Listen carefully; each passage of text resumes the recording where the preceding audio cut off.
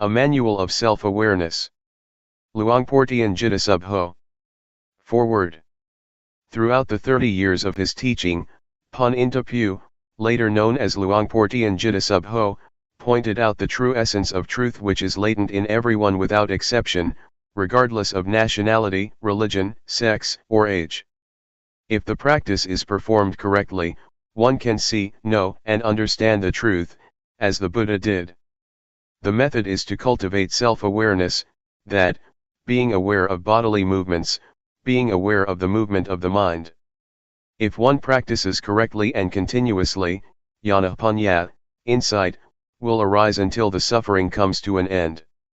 We agreed to edit the teaching from various occasions and consolidate them into one source, so that they can be used as the manual for anyone who is interested. The contents of this book are the essence of Luangpor Teean doctrines, practical techniques as well as how to solve problems and obstacles that may occur. The fruits of practicing are included as a guideline in the appendix. We wish to thank to everyone who has helped in making this book possible. Luangpor Teean Jitta Subho Foundation. Brief biography of Luangpor Teean Jitta Subho. Luangpor Teean Jitta Subho, 1911 to 1988, or Pun Intapu, was born on September 5, 1911, at Bohom, Umpur Chiangkan in the province of Lae. He was the son of Jean and Soam Intapu. His father died when he was young. Since there was no school in the small village of Bohom, he did not have formal education in his childhood. The boy, like the rest of them in the village, had to help his mother in running their farm.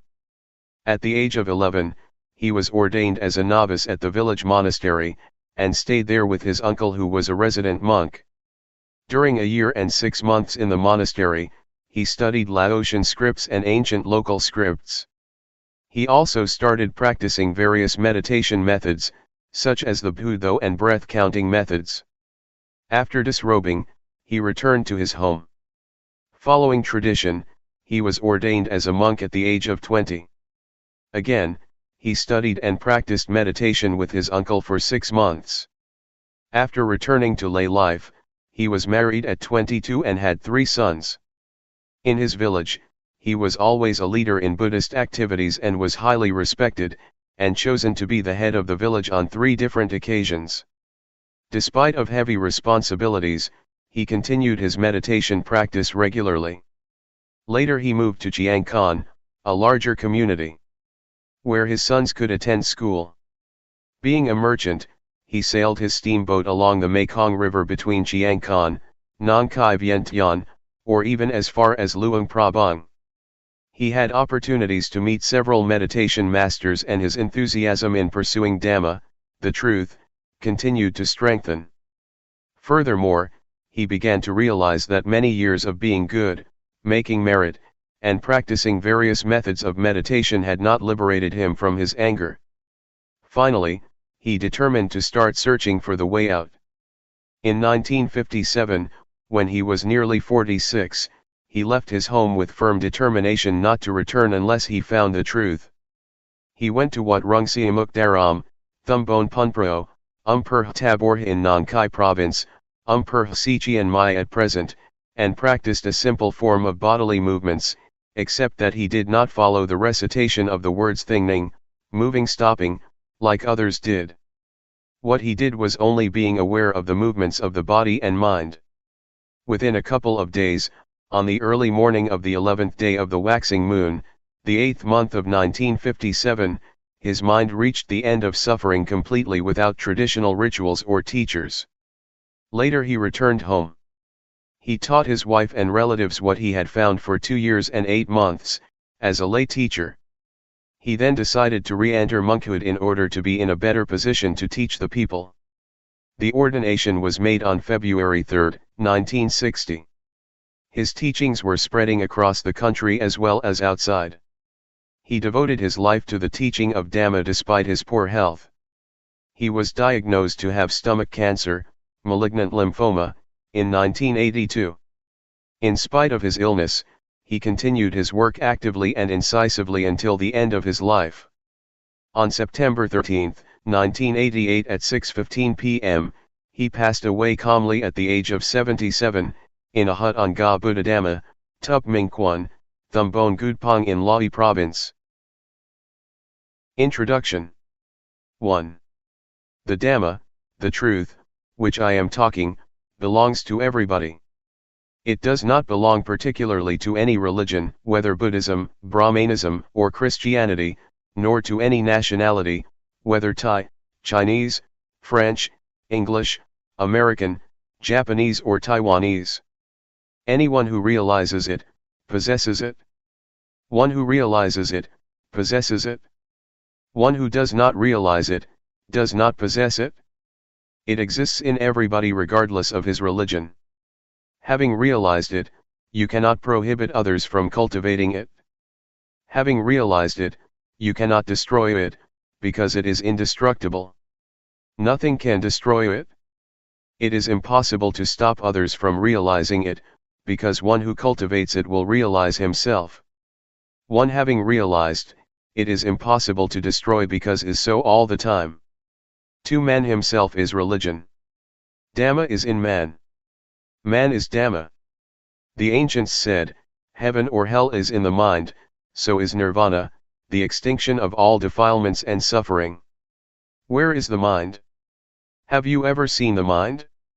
If you have never seen it, you should practice until you know what the mind is. Hell is mental suffering or unhappiness. When it fades away, we are in heaven. Whenever anger recurs, we then revert to hell. 3. The Buddha nature is the mind that is clean, clear, calm, pure, bright and quick. This kind of mind exists in everybody without exception. Water and mud are not the same thing. It is the mud that makes the water look turbid, but the water itself is clear. Our mind is the same. If we realize this, we will gradually follow the path. The Buddha nature is the mind that is clean, clear, calm, and pure. When the mind is pure, the mud cannot pollute the water anymore.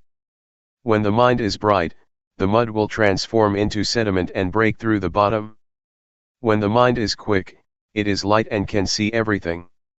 The mundane Dhamma, worldly truth, and the transcendent Dhamma, ultimate truth, are in coexistence. If we really realize the latter, then we can distinguish them from each other.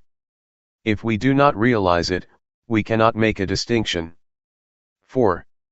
The Dhamma that made Siddhartha become an Arahant or the Buddha, existed prior to him. It is the neutral mind that exists at the moment, neither being happy nor sad. While you are listening to me now, how is your mind? It is neutral. Are you conscious of this state of mind? If you are conscious of this neutral mind, this is what we call calmness. You can work, talk or think anything. This kind of mind requires no effort.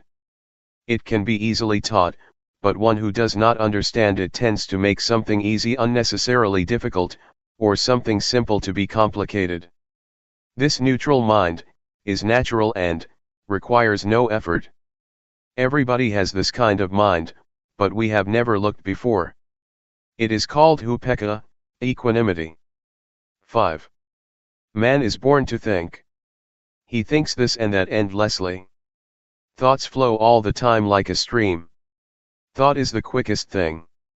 It is quicker than lighting or anything. Suffering arises because we do not see thought. Thought itself is not suffering. When thought arises, we do not see, know, and understand it simultaneously, so greed, anger, or delusion arises and brings us suffering. In fact, there is no greed, anger, or delusion. They occur because we do not see the source of the mind. 6. So let us cultivate self-awareness. When thought arises, we see, know, and understand it. It is sati samadhi panya, awareness, attention, insight. We call it self-awareness. Whenever we are aware, thought cannot concoct. If we do not see it, it will concoct endlessly. This method is the shortest way to sudden enlightenment. Part 1. Cultivating self-awareness. Self-awareness. Let us be aware of the movements of the body, for example, while we are blinking, be aware, while we are breathing, be aware. When thought arises, be aware. This is what we call sati, or self-awareness. Self-awareness is invaluable. We cannot buy it, nor can anyone cultivate it for others. For example, when I am clenching my hand, is anyone conscious of my feeling? No one is. Outwardly, you can see I am making a fist, but you are not conscious of my feeling. Similarly, when someone is making a fist, I can see but I am not conscious of his feeling. Rhythmic movements. There are certain techniques to do certain jobs in order to achieve the end. In the same way, the cultivating of self-awareness to achieve sati, samadhi, panya, awareness, attention, insight, needs technique too. Do not sit still. Move rhythmically all the time. Do not close your eyes. You can sit in any position or on a chair, stand or lie down. Now I will suggest the method to you. See illustrations. First, rest the hand's palm down on the thighs. Second, turn the right hand onto its edge, be aware, do it slowly, then stop. Do not say to yourself turn the right hand, being aware is enough. Third, raise the right hand up, be aware, then stop. Fourth, lower the right hand to rest on the abdomen, be aware, then stop. Fifth, turn the left hand onto its edge, be aware, then stop. Sixth, raise the left hand up, be aware, then stop. Seventh, lower the left hand to rest on the right hand, be aware, then stop. Eighth, move the right hand up to rest on the chest, be aware, then stop. Ninth, move the right hand out, be aware, then stop. 10th, lower the right hand onto its edge on the thigh, be aware, then stop. 11th, face the right palm down, be aware, then stop. 12th, move the left hand up to rest on the chest, be aware, then stop. 13th, move the left hand out, be aware, then stop. 14th, lower the left hand onto its edge on the thigh, be aware, then stop. 15th, face the left palm down, be aware, then stop. This is a practical way of cultivating self-awareness. We do not have to study the scriptures because they are only words. Studying the scriptures is not the way to enlightenment. This practice is the way to enlightenment. There are 8 steps of rhythmic movement in standing, 7 steps in sitting down. We should also be aware in other positions, such as lying on our left side, right side, or lying flat on our back, getting up from the left side, from the right side, and from lying flat on our back. You should cultivate self-awareness frequently. Walking back and forth, Jungama walking. After sitting for a long time, which may cause pains and aches, we can change the position to the walking back and forth. After walking for a long time, we can change to the sitting posture. This is called changing the positions, sitting, lying, standing, walking. You should allot them properly. Do not move the arms while walking. We should fold the arms across the chest, or clasp the hands behind the back. While you are walking back and forth, be aware of the feeling or the feet. It is not necessary to say to yourself, right foot moves, left foot moves. Do not walk too fast or too slow, walk naturally. Be aware while you are walking. If you walk without self-awareness, it is useless. Cultivating self-awareness in daily life. To cultivate self-awareness, we must practice as much as possible. We can practice even when we get in a car, or on a bus. While we are sitting on a bus or in a car, we lay our hand on the thigh, and turn the palm up and down, or we run the thumb over the fingertip, or we make a fist and open it repeatedly. Do it slowly and be aware. Wherever or whenever you practice, take it easy like playing. Only move one hand at a time, do not move both hands at the same time. If you move the right hand, do not move the left hand. If you move the left hand, do not move the right hand. Someone might say, I am very busy. I do not have time to practice, or I cannot do it, I am not pure enough. These are excuses. If we intend to do something, we can find time to do it. Whatever we do, be aware. For example, if you are a teacher, when you pick up a pen, pick it up with awareness. While you are writing, be aware. This is the natural way of cultivating self-awareness, learning Dhamma with nature. While you are having a meal, pick up the spoon, be aware, take the food into your mouth, be aware. While you are chewing food, be aware, swallowing food, be aware. Practice continuously like a chain. I guarantee the teachings of the Buddha, and the method I teach. I guarantee what I am saying, if you are serious enough and practice continuously, like a chain or the hands of the clock that rotate all the time. To practice continuously like a chain or like the rotating hands of the clock, does not mean that you have to cultivate self-awareness, by doing rhythmic arm movement, or walking back and forth all the time. The word to practice all the time means to be aware while doing all daily tasks, washing clothes, sweeping floor, cleaning house, washing dishes, writing, or buying and selling, just be aware. This awareness will accumulate little by little like the raindrops fall into a good container, and fill it to the brim. When we walk forwards or backwards, move the hand in or out, be aware. When we go to bed, we can make a fist and open it repeatedly until we fall asleep. When we wake up, we should continue our practice. This is called cultivating self-awareness. Summary. Practice the rhythmic movements continuously like a chain, as the Buddha taught. Be aware of it at every moment, standing, walking, sitting, lying, bending or stretching. When you practice the rhythmic movement, turning the palm up and down, raising the hand, lowering the hand, be aware. When you are nodding, and raising your head, be aware, leaning to the left, leaning to the right, blinking the eyes, opening the mouth, breathing in and out, be aware. When thought arises, be aware. Be aware of the movements all the time. Do not sit still. This is the technique of cultivating self-awareness. The essence of practice, a handful leaves Dhamma, is being aware of the movement of the body and the movements of the mind.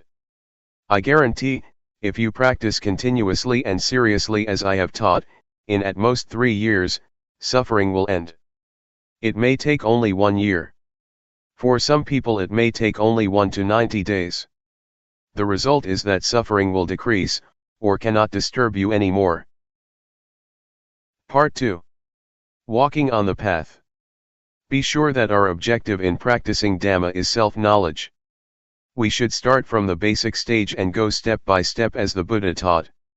If we do not follow this way, there will be no progress in our practice.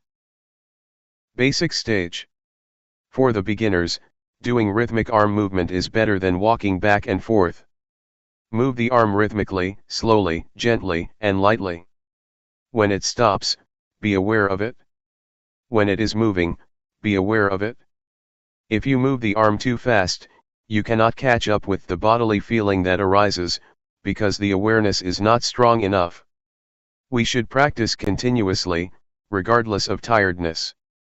If we think we are tired and take a break, there will be no chain of continuity. After you have realized something called Rup-Nam, body-mind, then you can walk back and forth. You must really realize it. When thoughts arise, do not stop them. Let them flow, do not follow them but come back to Rup-Nam. Always be aware of Rup-Nam. Sometimes, piti, rapture, will arise. PT will carry us away from being aware of Rup Nam. As long as we are not aware of Rup Nam, our mind will be gradually dulled. Thoughts will arise, let them arise freely. You might feel dizzy or suffocated, if you suppress them. Be relaxed, do not worry whether you are aware or not. The first stage that one will realize is Rup Nam objects.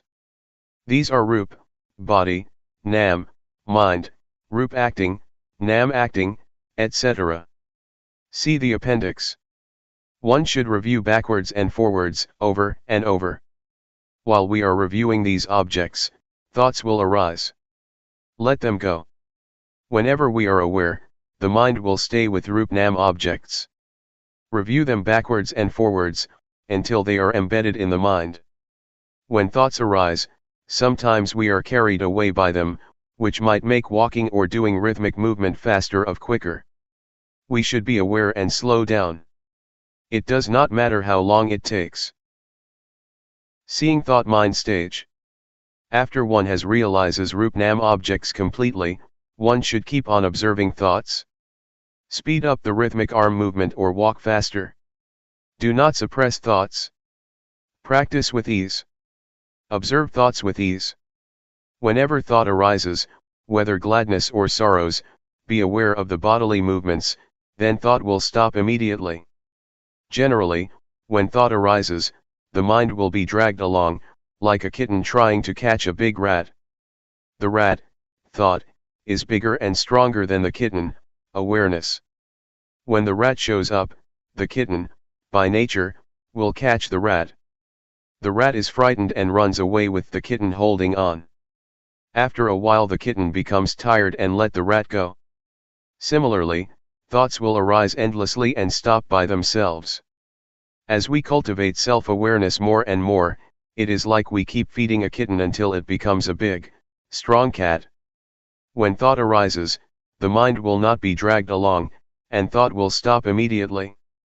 If thought arises powerfully, we have to clench our fist tightly, or do whatever actions that suit us. If it is strong enough, then thought will stop by itself. Keep on practicing. Whenever thought arises, you will be aware of it immediately. As I have often told you, if there are two men and one chair, the man who is stronger and quicker will occupy the chair. When we cultivate self-awareness more and more, this self-awareness will replace the unawareness, so the unawareness will gradually decrease.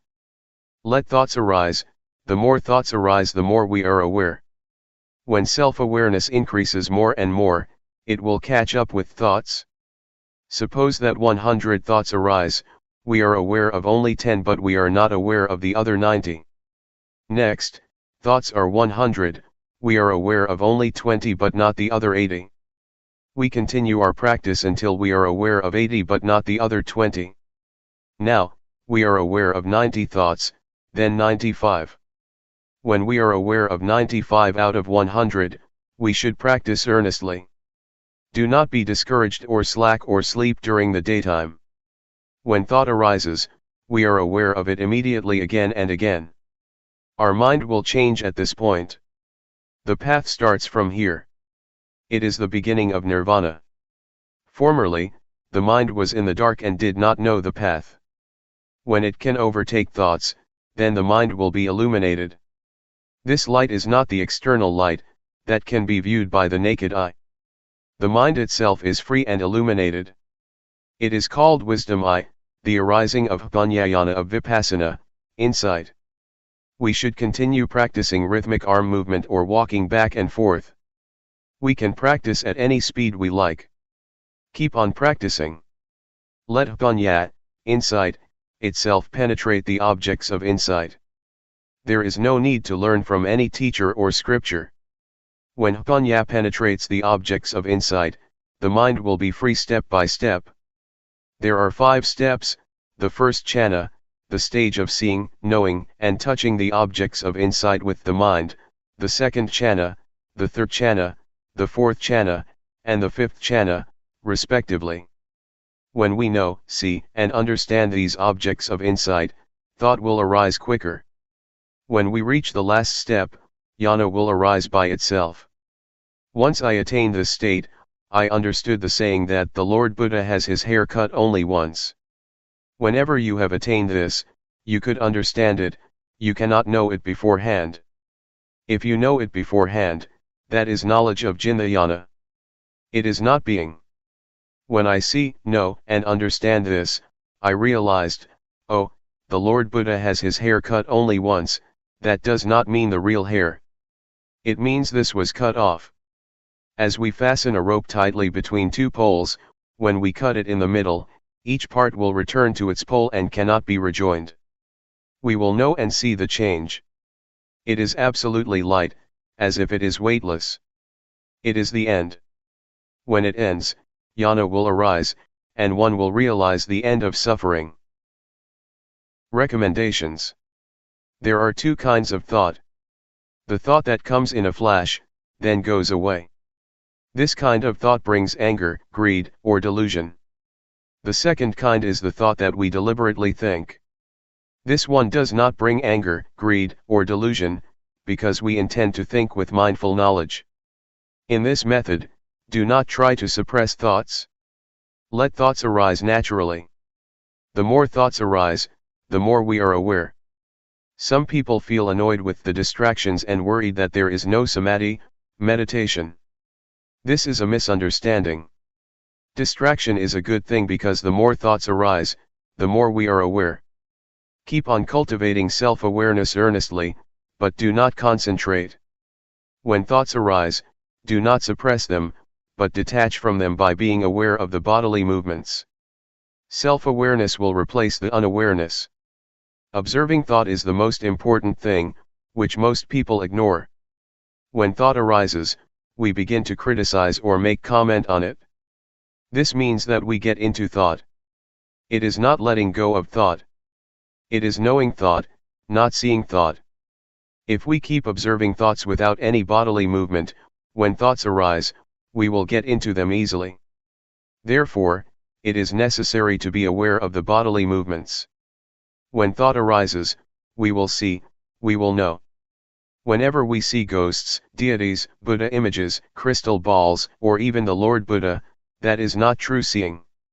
It happens because the mind wanders away. We do not see the thought, so the mind concocts by itself. It concocts because we do not see the source of thoughts. When thought arises without our seeing, it will conjure up ghosts, colors, lights, deities, hell, or heaven. Whatever it is, we will see it as such. It is an illusion. It is the mind's trick. The seeing is true. What is seen is not true, so it cannot free the mind. Only if we see realities, the mind will be free from suffering. This is the shortest path. When thought arises, be aware of it immediately. This is the authentic Dhamma practice. Doing the rhythmic movement is only the technique, which can help to see thought. Part 3. Obstacles and Solutions. There are some obstacles in this method. I will recommend you how to solve these obstacles that may occur to the practitioner. Strain, dizziness, giddiness, suffocation. When we first begin our practice, we tend to concentrate. We want to know, see, be, and have. This is not the right understanding. If you know, see, be, and have, you might get strain, dizziness, giddiness, or suffocation. This is not the correct practice. When thoughts arise so much, we do not like it and try to suppress them. This brings us trouble. The correct method is practicing with ease. Look far away and cultivate self-awareness lightly and gently. Do not concentrate. Move or walk comfortably and rhythmically with awareness. Drowsiness. If you feel sleepy while practicing, you should change to another kind of work, for example, weeding, washing your face, taking a bath, washing clothes. We should find a way to avoid the obstacle. Calmness under unawareness. Calmness under unawareness is called BT, rapture, clinging to calmness. This is an obstacle. The cultivating of self-awareness is not to obtain this kind of calmness, but always be aware of the movements. Vipassana. After we have attained Rupnam objects, this is the end of the basic stage. Someone will stop practicing because he thinks that he has attained the highest Dhamma. At this stage, knowledge will arise endlessly and we will be proud of this knowledge. When thoughts arise, he does not see them, and then gets into them. One who attaches to Vipassana will be talkative and arrogant. The knowledge of Vipassana will soon be forgotten and makes man too proud of himself. This is called Vipassana. The solution is, doing rhythmic movement with ease, do not concentrate or desire for the result. Do the movements lightly and gently. When thought arises, be aware of the bodily movements. Jindayana. When one realizes paramattha objects, see appendix, pt, rapture, will arise. One is delighted of this knowledge. In general, pt is good, but according to this method, pt is the obstacle of attaining the end of suffering. When pt arises, one will attach to it. We should do the bodily movements vigorously, and as much as we can, to turn the mind away from pt, and back to the movements.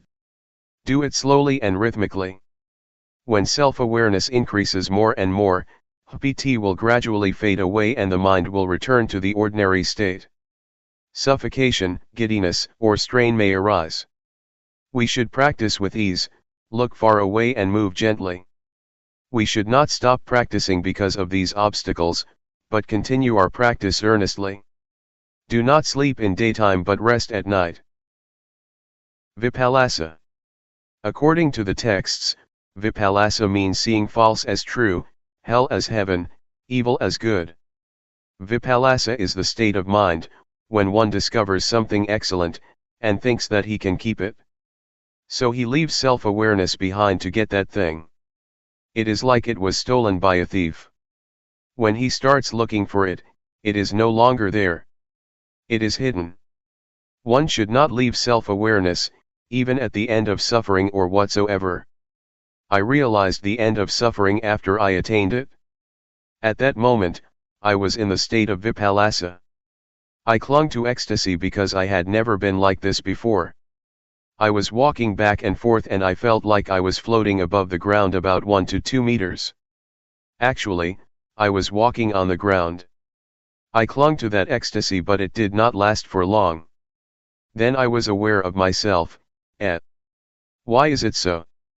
I began to review the objects of insight.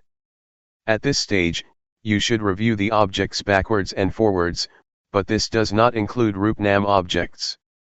After reviewing the objects, the ecstasy will gradually fade away. The mind will return to the ordinary state. Summary. If there is strain, dizziness, giddiness, or suffocation, we should do the movements gently. Do not concentrate. Do it with ease, look far away, then the uncomfortable feelings will loosen by themselves. The solving method of Jindayana is the same. Vipassana and Jindayana must be solved by correcting the technique. Do not review the objects of insight. In the case of Vipassana, we must review the objects of insight, paramattha objects. Practice with ease. When the objects are clear, the strain will gradually decrease.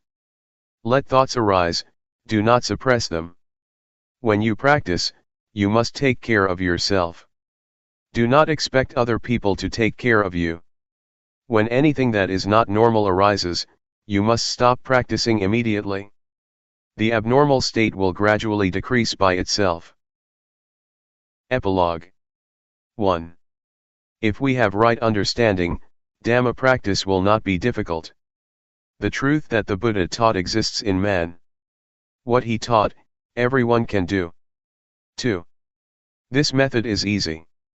It is not necessary to study the scriptures, because the truth exists in man. Everyone can be aware of the movements of his own body and mind. Though we are not aware of ourselves, the bodies still move and thoughts arise, but we are not aware of them. The mind will conjure up unreality, if we are not aware of the movements of the body and the mind. This method is nothing other than being aware of the movements of the body and the mind. In other methods, There are many activities, for example, keeping precepts or practicing concentration. This method is not related to anything else. Why not? Because the truth exists within ourselves. 3.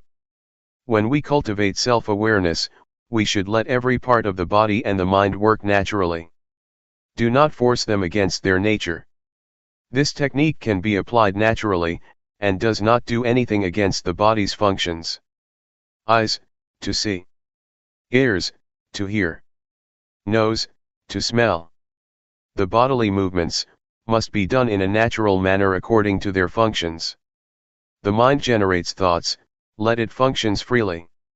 Do not do anything against the natural functions of the body and the mind, but cultivate the self-awareness to catch up with the movements of the body and the mind. 4. There are two kinds of calmness. The first is the calmness under unawareness, a dull calmness like a brick or stone. It is called calmness without bhunya or calmness under delusion. The second is calmness with awareness. It may not be called calmness, but should be called enlightenment. This kind of calmness is calmness without anger, greed, delusion, calmness without ignorance, calmness without unawareness. Whatever you call it, it is only words. Calmness with awareness means we do not want anything else. We no longer seek for teachers, or methods, or places. Calmness means cessation. 5. The rhythmic bodily movements and the cultivating of self-awareness cause bhunya. This bhunya does not arise from intellect. It arises from the law of nature. We call it jnana bhunya of Vipassana, wisdom of insight. What is the meaning of bhunya arising? It means bhunya arises from the realization of a set of insight formulas. It is not necessary to learn these formulas from the scriptures. This set of insight formulas means success which is within the formulas themselves, as diamond buried in the mud, after being sifted, only the diamond remains. We should practice until these formulas appear naturally and exists permanently. Everybody has the set of formulas within himself. After attaining the end of suffering, jnana will arise. Birth is extinguished, existence is extinguished, the religious life is complete, and there is nothing left to do. The studying of Buddhism ends here. 6. Cutting the hair only once means, the body returns to its original state, and the mind returns to its original state by the law of nature. This is neither long nor short. It is insipid, wonderful, and respectable. You have never attained it before. Dhamma is not what you can imagine, you have to practice until attaining the state of being. Everyone should keep in mind that if we do not attain this state, when we are nearly died, about 1 to 2 seconds to 5 minutes before the last breath, we will experience this, then our breathing stops. This is the truth, the ultimate truth. Everyone must die and will experience this.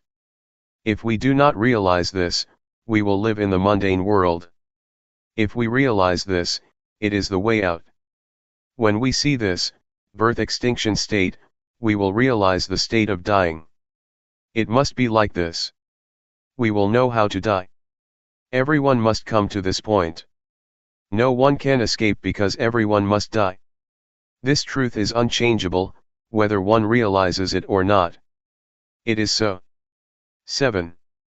Being aware of the movements of the body and the mind, can lead us to this point, the end of suffering. This is the path to walk by oneself. It is the one and only path. This path is different from others. You will realize Rupnam objects within 5 to 10 days, if you practice earnestly. One who practices seriously, within 1 to 3 months, his state of mind will change. It is the beginning of the path.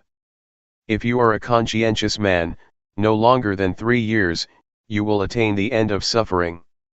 For one who is not serious enough, it is useless even after 10 years. I have challenged many people to practice. More or less, some must have realized.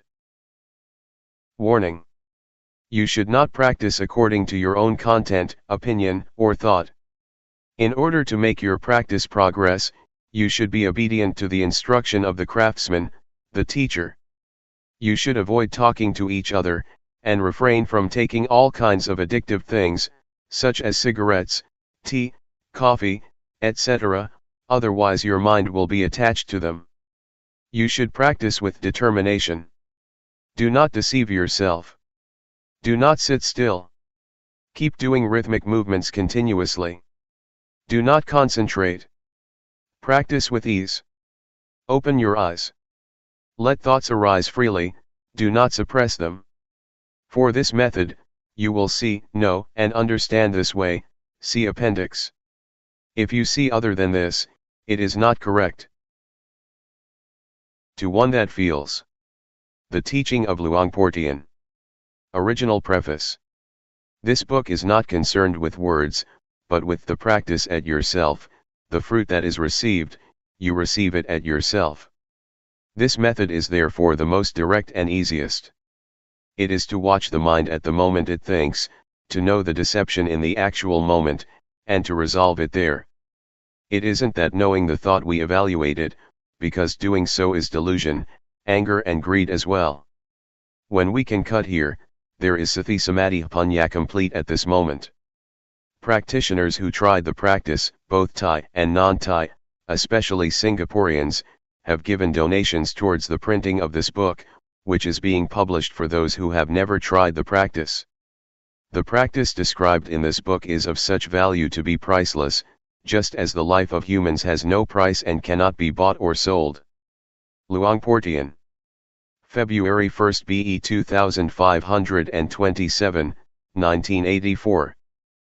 It rains hard on a covered thing. It rains not hard on an open thing. Today we shall talk about how to end dukkha, suffering, according to Buddhism. The Buddha taught that each of us could come to the very important point of the cessation of dukkha. So I shall talk about a simple and direct method of practice according to my own experience. I can assure you that this method can really release you from dukkha. When we talk about a method to end dukkha, the words are one thing and the practice is quite another. The method of practice is a method of developing sati, awareness, in all positions, standing, walking, sitting and lying. This practice has frequently been called satipatthana, the grounds of awareness, but whatever you call it, the point is to be aware of yourself. If you are aware of yourself, then moha, delusion, will disappear. You should develop awareness of yourself by being aware of all your bodily movements, such as turning your hands, raising and lowering your forearms, walking forward and back, turning and nodding your head, blinking your eyes, opening your mouth, inhaling, exhaling, swallowing saliva, and so on. You must be aware of all of these movements, and this awareness is called sati. When you have awareness of yourself, the unawareness, which is called moha, or delusion, will disappear. To be aware of the movements of the body is to develop sati. You should try to develop this awareness in every movement. When you are fully aware of yourself, there arises a certain kind of panya, knowing, in the mind that knows reality as it is. To see yourself as you are, to see Dhamma, actuality, the way things are, the truth of nature, of existence. To see Dhamma isn't to see deities, hell, or heaven, but to see oneself turning the hands, raising and lowering the forearms, walking forwards and back, turning and nodding the head, blinking the eyes, opening the mouth, inhaling, exhaling, swallowing saliva, and so on. This Rup Nam. Rup is body, Nam is mind. Body and mind are dependent upon each other. What we can see is Rup, and the mind that thinks is Nam. When we know Rup Nam, we know reality as it is. When you see with the eyes, you should be aware of it. When you see with the mind, you should also be aware of it. Dhamma is yourself, everyone is Dhamma, whether male or female, Thai, Chinese, or Westerner, each is Dhamma. The practice is with us, and the teaching of the Buddha can really lead us to the extinguishing of dukkha. Individuals are Dhamma, Dhamma is the individual. When we know Dhamma, we will understand that everything is not as we think it is. Everything is samudhi, supposition. This is the punya that arises so that the real teaching of the Buddha can be realized.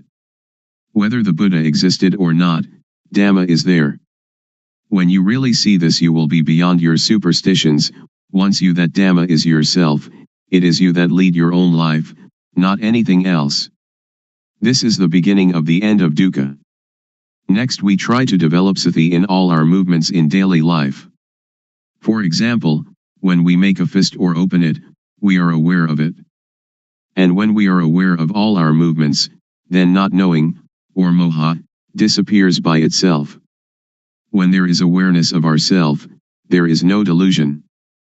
It is like pouring water into a glass. As we pour the water in, it displaces the air, and when we have filled the glass with water, all the air has gone. If we then pour the water out, air instantly goes back into the glass.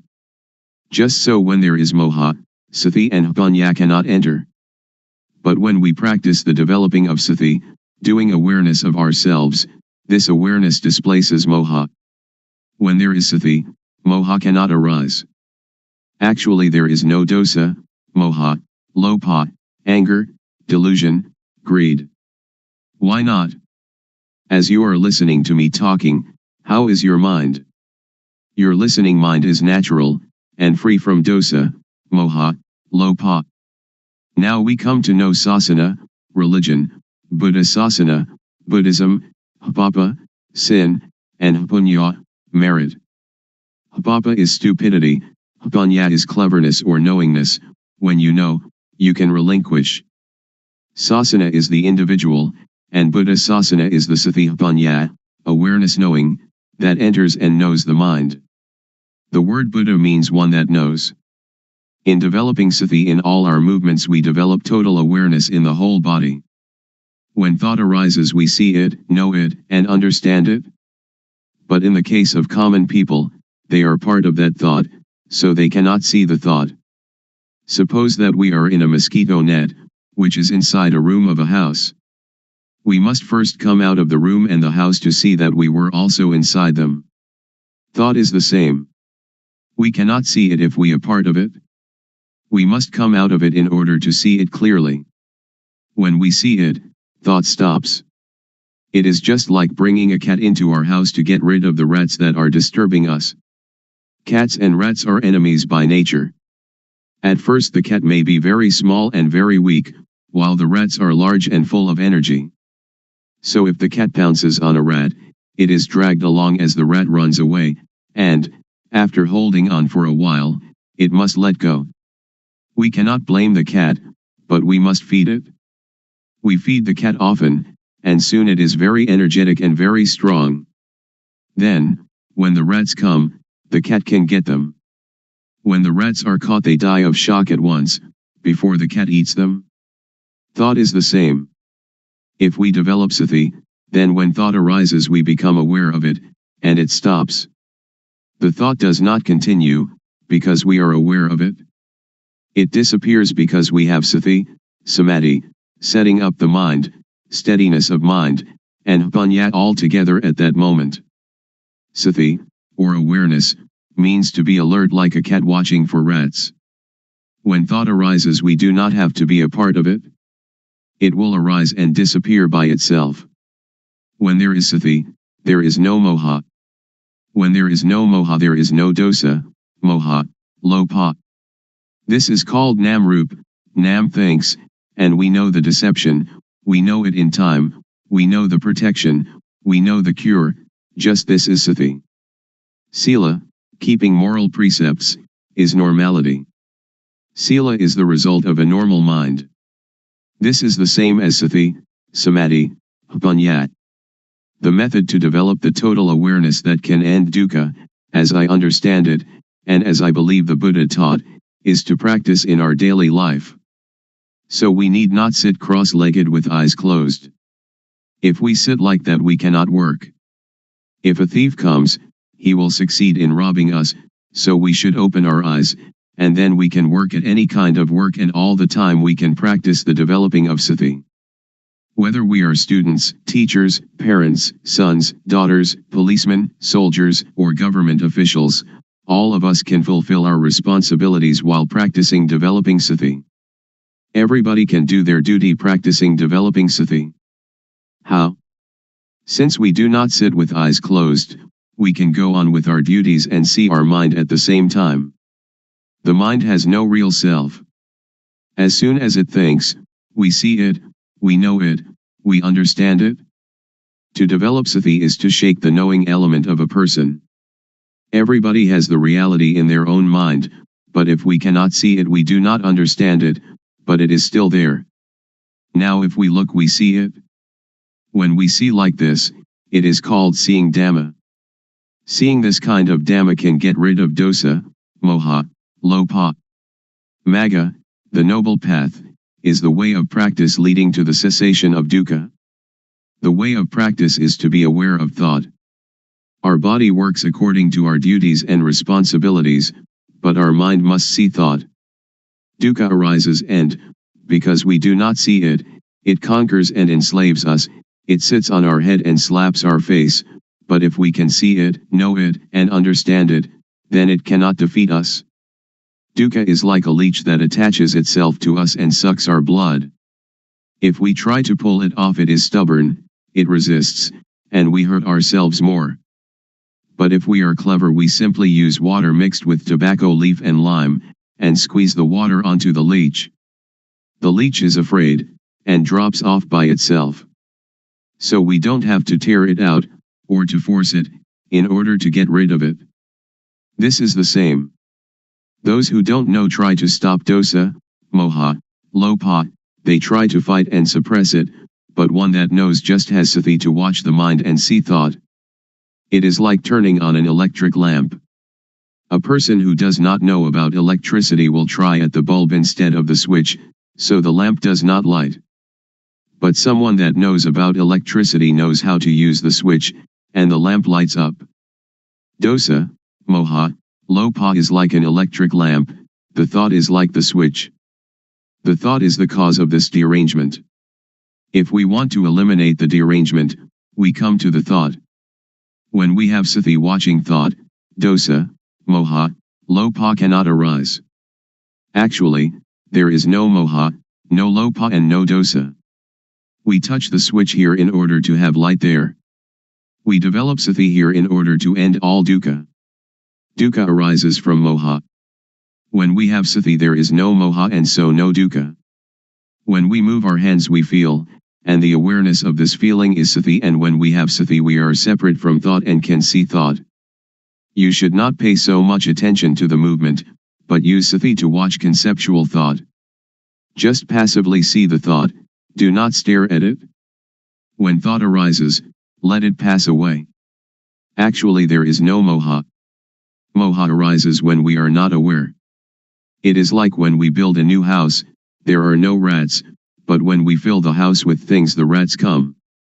Sometimes, when people criticize or blame us, we feel disappointment. In this practice, awareness of the disappointment will arise at the same time, like the cat catching a rat. When we can maintain our mind in this way, dosa, moha, lopa cannot arise. When thought, suffering, or confusion arise, do not try to stop it, but observe it, and we will understand its nature. As soon as thought arises, sweep it away immediately and come to be with the awareness. Thoughts, suffering, confused mind, they will go by themselves. Any time that thought arises, we know it, even while sleeping. When we move our body while sleeping, we also know it. This is because our awareness is complete. When we see thought all the time, no matter what it thinks, we conquer it every time. Those that can see thought are near the current to nibbana, extinction of dukkha. Then we will come to a point where something inside will arise suddenly. If the thought is quick, panya will also be quick. If the thought or emotion is very deep, panya will also be deep. And if these two things are equally deep and collide, then there is the sudden breaking out of a state that is latent in everybody. With this occurrence, the eyes, ears, nose, tongue, body, and mind are detached from sights, sounds, smells, tastes, touches, and mental objects. It is like uncoupling the drive mechanism of car. When the parts become independent of each other, the car, although it still exists, can no longer be driven. When this state occurs, we do not die. We can still work according to our duties. We can eat, drink and sleep. But now, by the law of nature, everything is void, and this is the unchangeable law. Suppose there is a rope drawn tightly between two posts, and we cut it in the middle, so that the rope falls apart. If we want to tie it together again, we cannot. If we untie it from a post to tie it in the middle, then we cannot tie it to the post again. This is like the six senses of one that realizes their original nature. When their eyes make contact with an object, there is no attachment, just as a screw that is stripped, without threads, cannot become attached. All of the Buddha's teaching aims to put an end to dukkha. If we do not understand this, we will be in doubt about his teaching, and speculation about rebirth, heaven, hell, and so on, speculation that should be ignored, will plague our mind.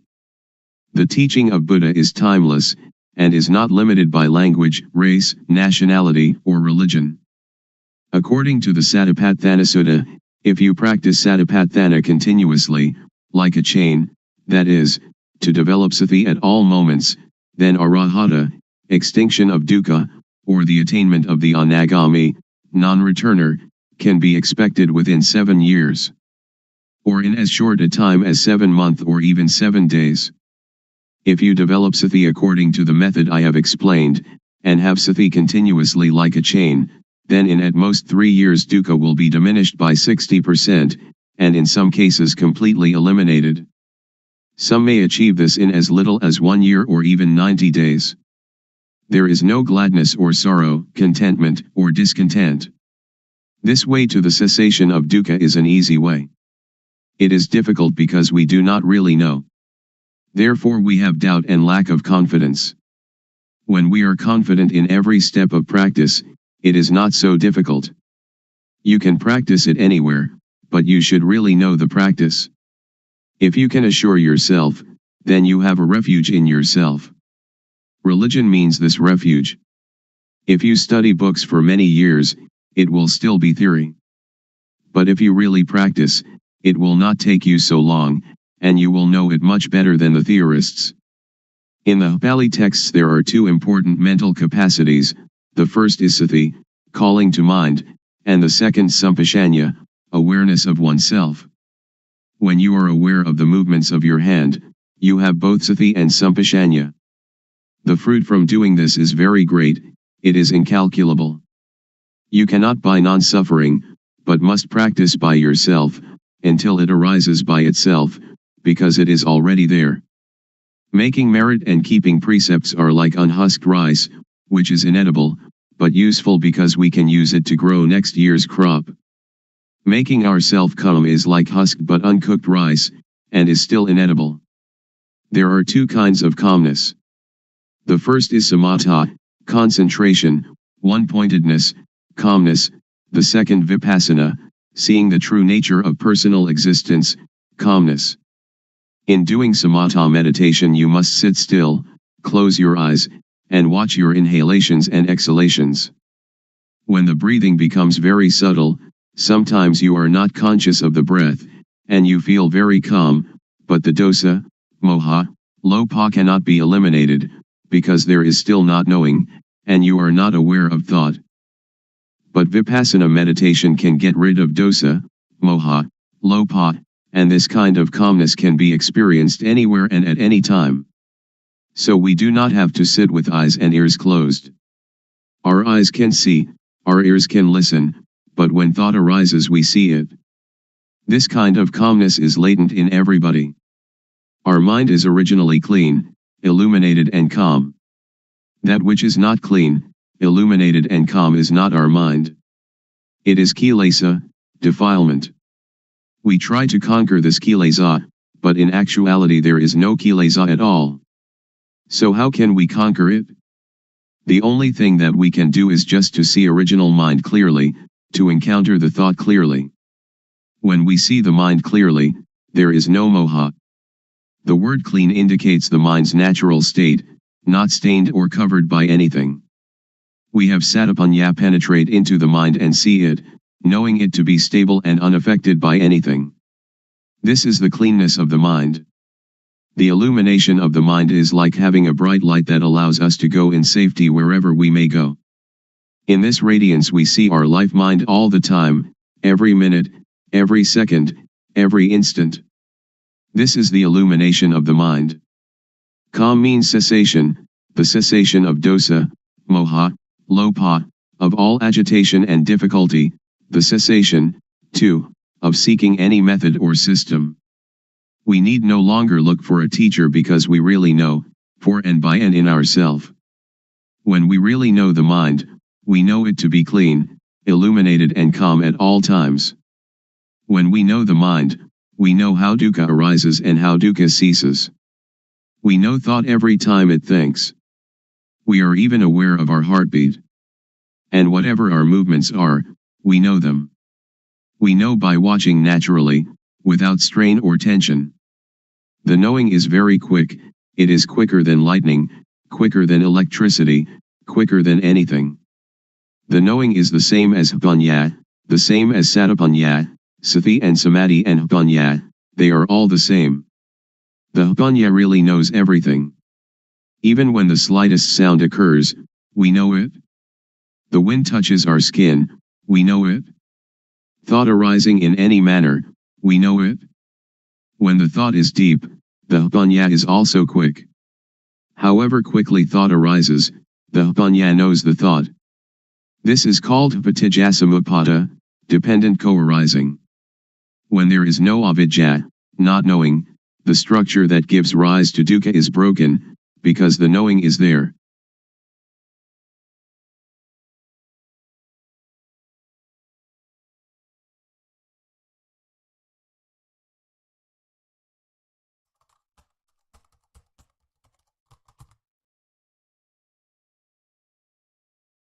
May all beings be at ease.